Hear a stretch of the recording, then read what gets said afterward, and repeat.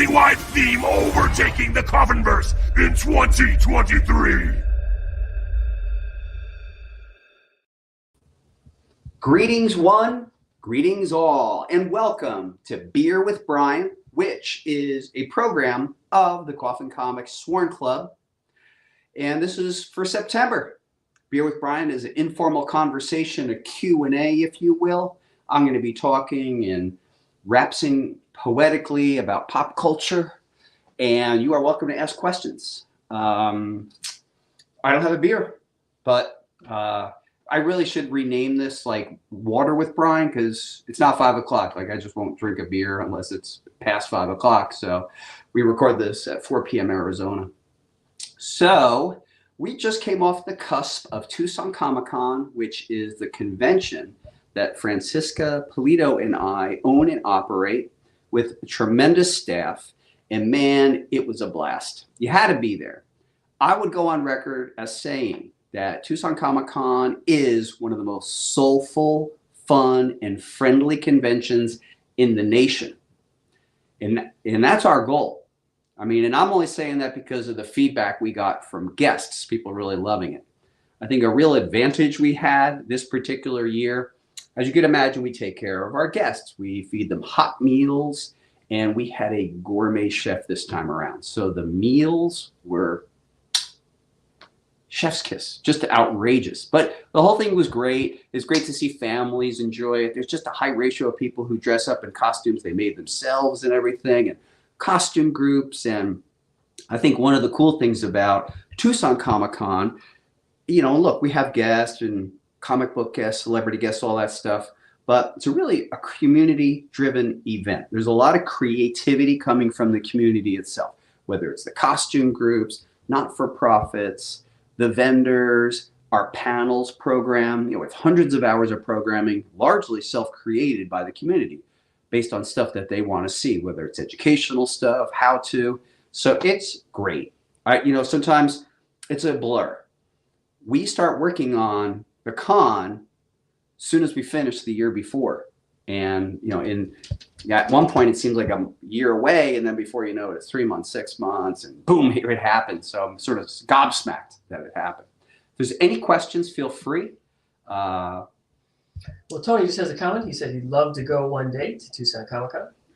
Please, you're welcome to come on out. We definitely take care of, like, we don't do any, like, what I'd call self-dealing as the owner. You don't see, like, Tucson Comic-Con presented by Coffin Comics. We don't do stuff like that. We don't give ourselves any unfair advantage. But Coffin Comics exhibits for sure. And we had a lot of Coffin Comics contributing artists, not the least of which include David Harrigan, James O'Barr did a nice Lady Death exclusive. I mean, the list goes on. Yo-Yo was out.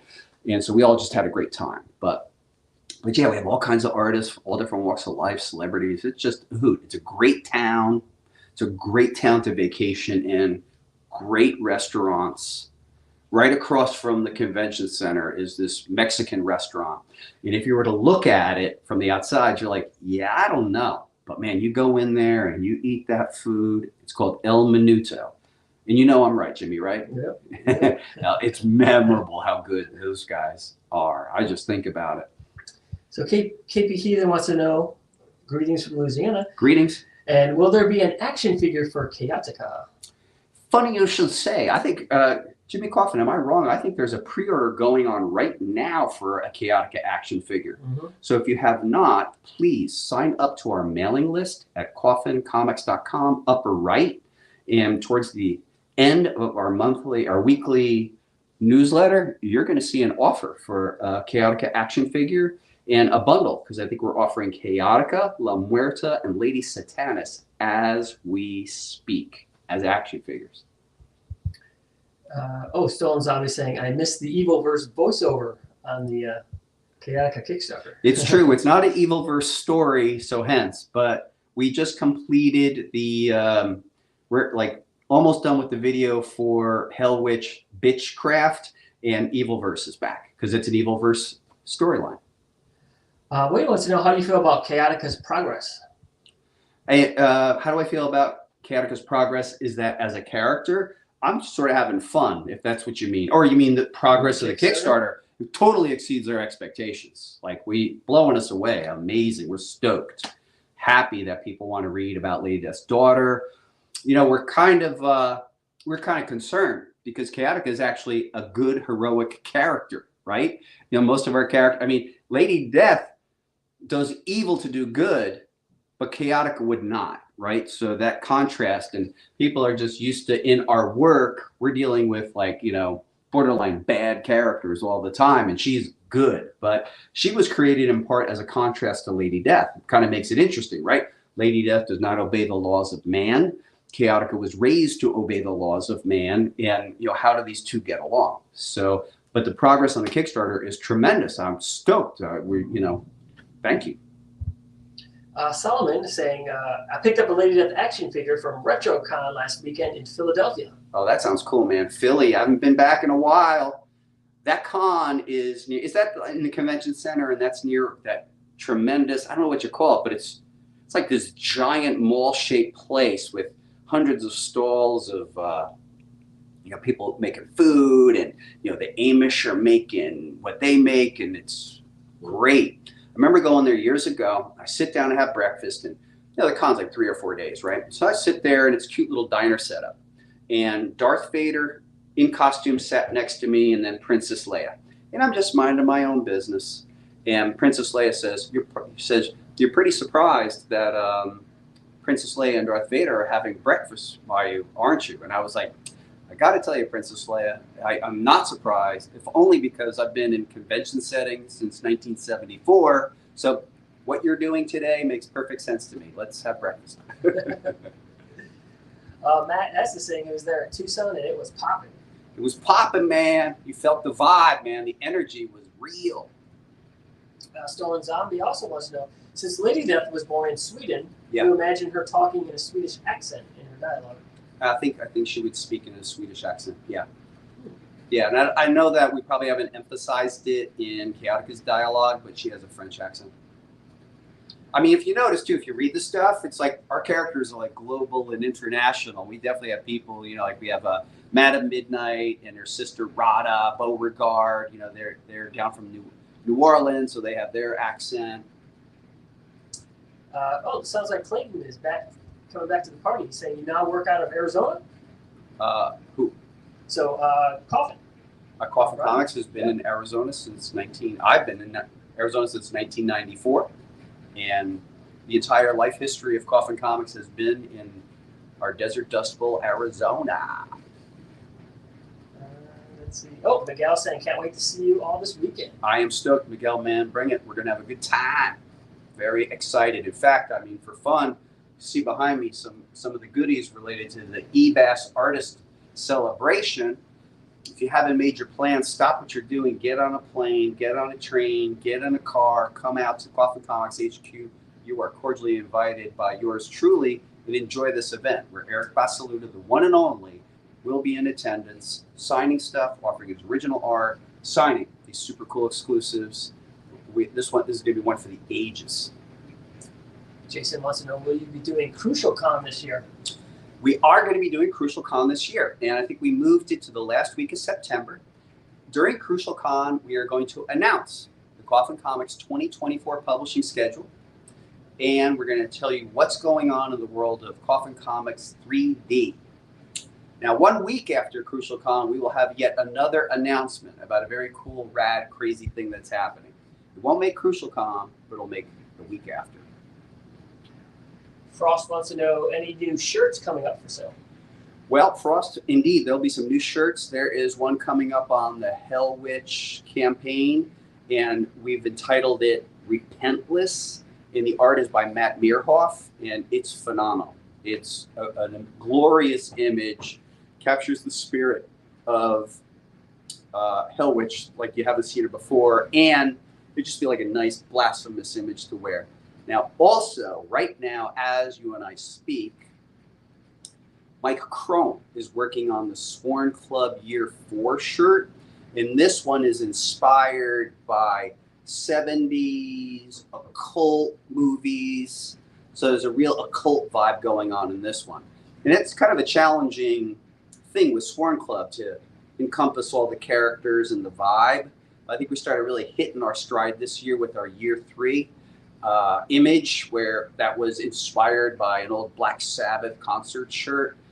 And I've been looking, because of the storyline we're going to do in 2024, I've been looking at a lot of 70s occult movies and imagery and stoner rock bands. So that's the vibe. So yeah, and then since you're asking, this will definitely be in 2024 too, but there'll be like a kind of a new, super fired up interpretation of our King Skull on a sick shirt, where it's kind of like lightning being charged through him. And that's also by Mike Chrome. And, you know, he's kind of like this. He's like, King Skull's like, it's like lightning's kind of coming out. So, yeah, working on that one as we speak.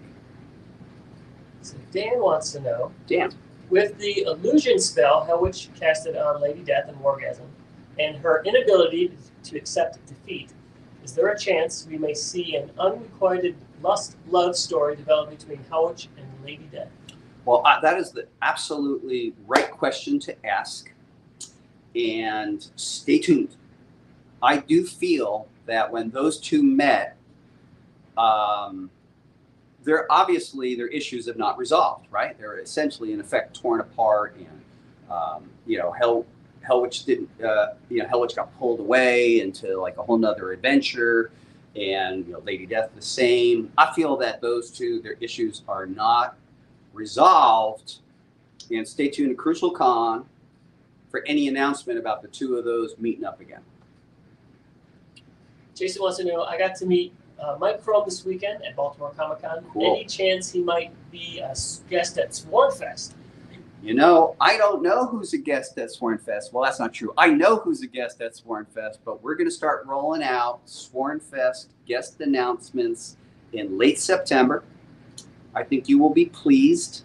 I think the last Swarmfest, I think we had 12 guests overall, and I think this time we're having about 15. So, ladies and gentlemen, start your engines. This will be a serious flex. It's Lady Death's 30th anniversary, so Swarmfest is going to be buck wild. And for whoever is a guest, keep staying tuned. If you haven't, sign up to our mailing list, because that's where we make a lot of announcements. Join the Swarm Club. You get information 24 hours in advance of everybody else. But I think it's going to be buck wild. We have some new stuff, new entertainment coming up. Swarmfest is a blast anyway, right? But of course, we have some tricks up our sleeve. I believe you will enjoy it. If you haven't been there, just listen to what other people say about it. Mr. Goat wants to know, Hey, Mr. Goat. all the sweet collector boxes that Coffin offers, Yeah. how much harder would it be to get a collector's binder for all the great trading cards? I am obviously totally lazy for not having completed this, but I like probably many of you, I do collect non-sport trading cards. I do. And I kind of know what I got to do. Man, I got to get off my hiney and just work it out. I know it's not that difficult. It's actually, the challenge actually has been sourcing the 1.5-inch binders properly that have, the face and the side where I could get, slip in the art.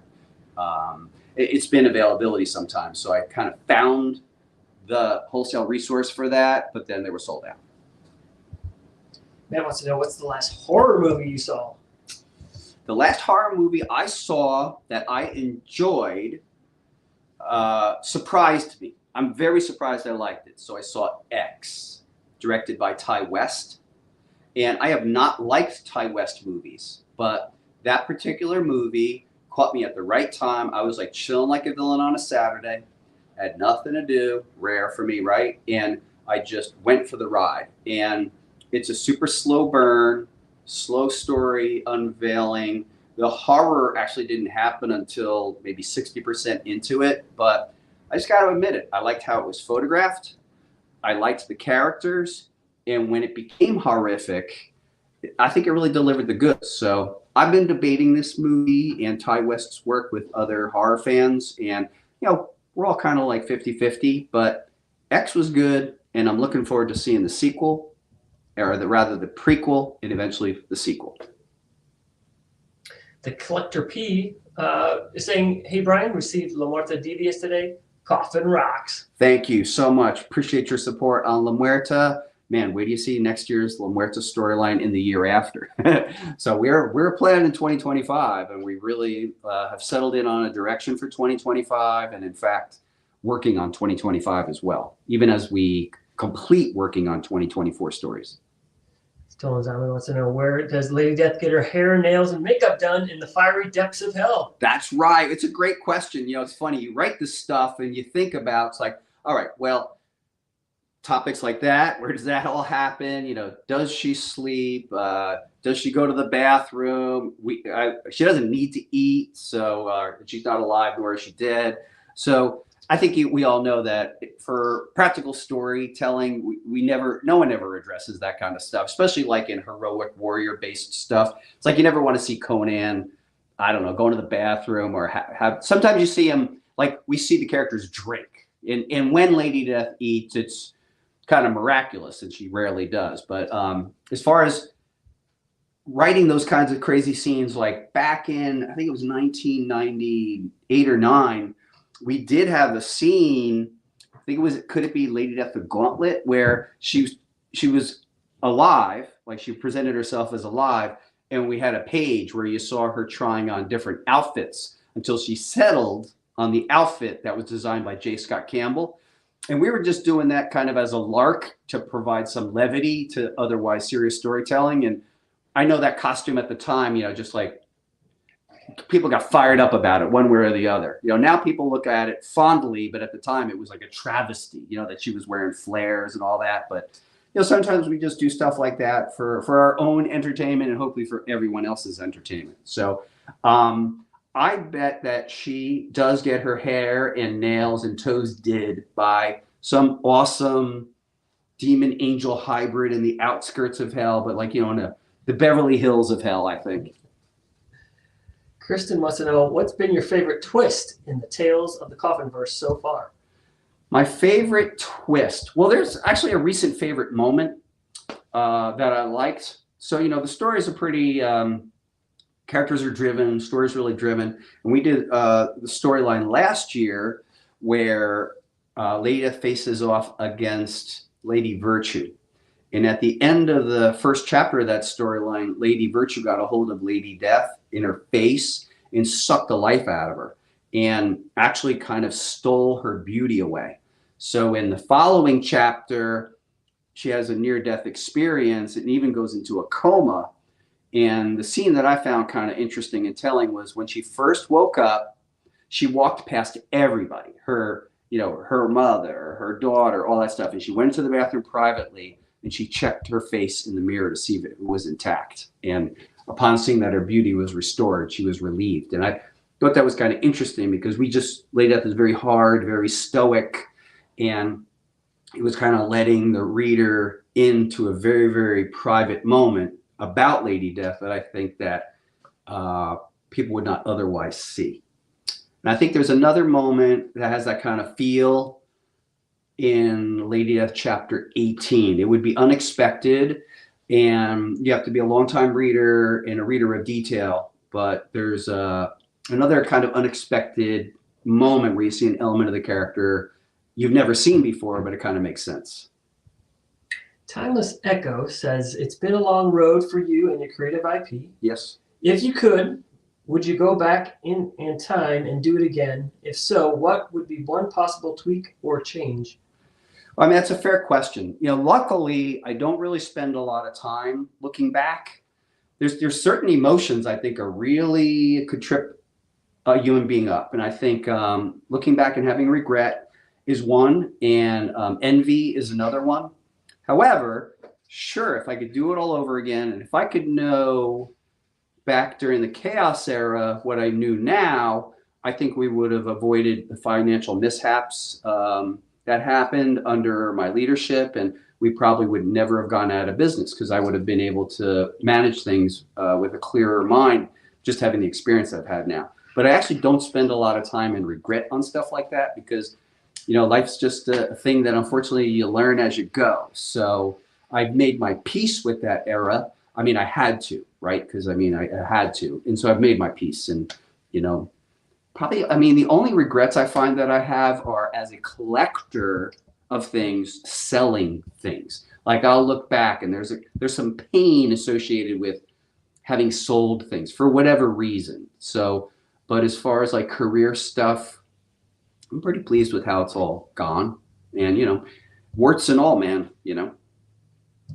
Tony wants to know, Tony, what up? when creating the covers, do artists have creational freedom on what they want and their own ideas, or do you give them specific instructions or ideas for the covers?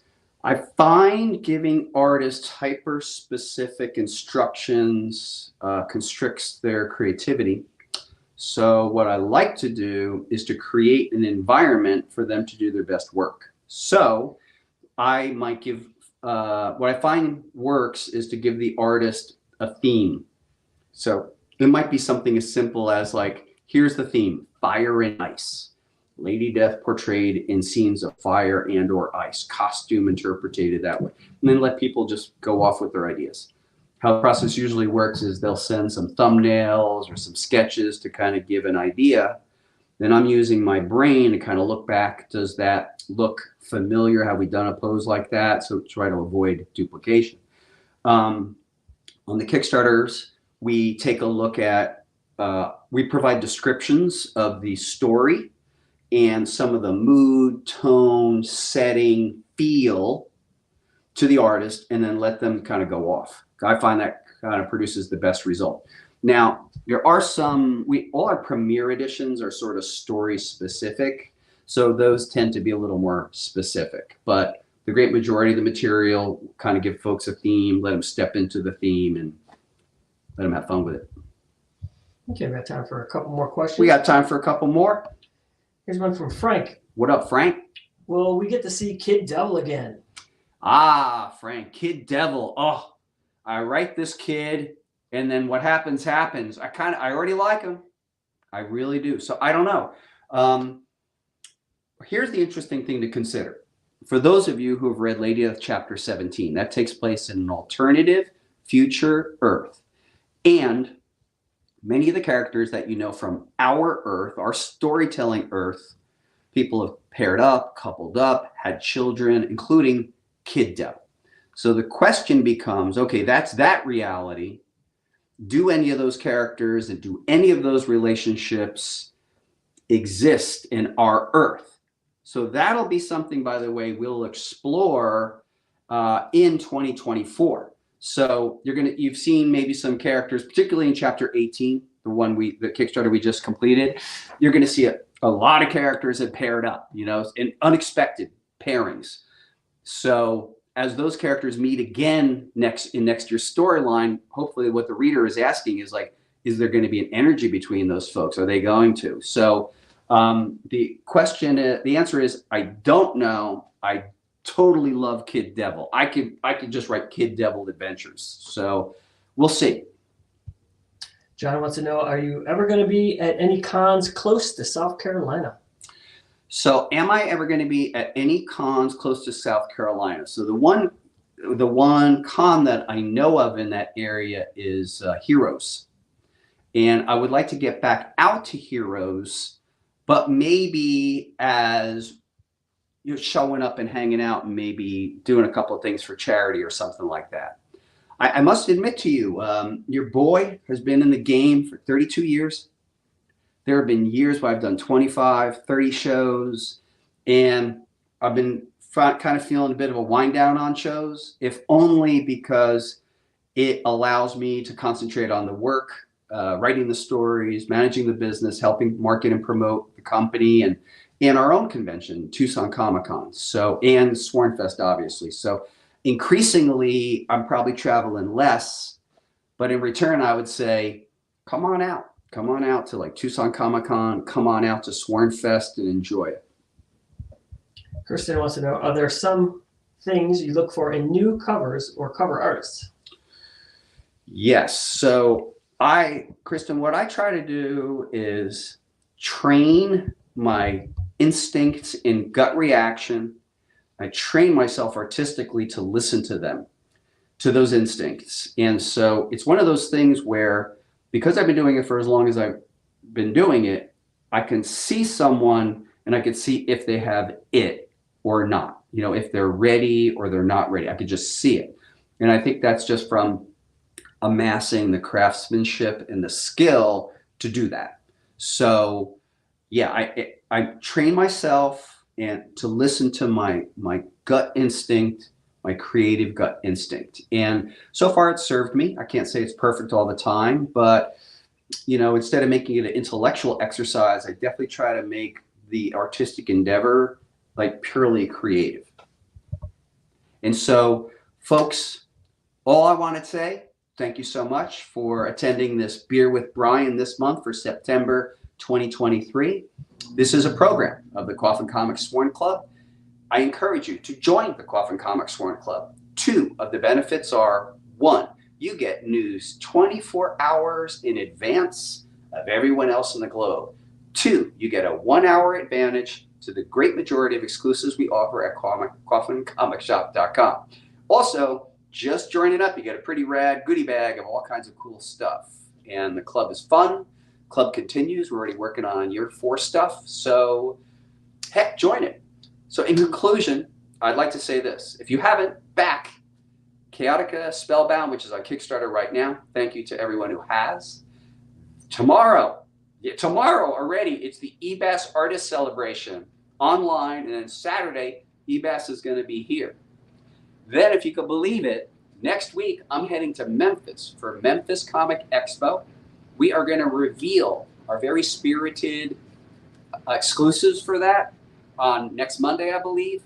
And then the week after, final week of September, our online event, CrucialCon, we're actually unveiling our 2024 publishing schedule and other cool 3-dimensional items that are in work. So thank you so much for attending. I've been Brian Pulido. You've been awesome. Holler at you later.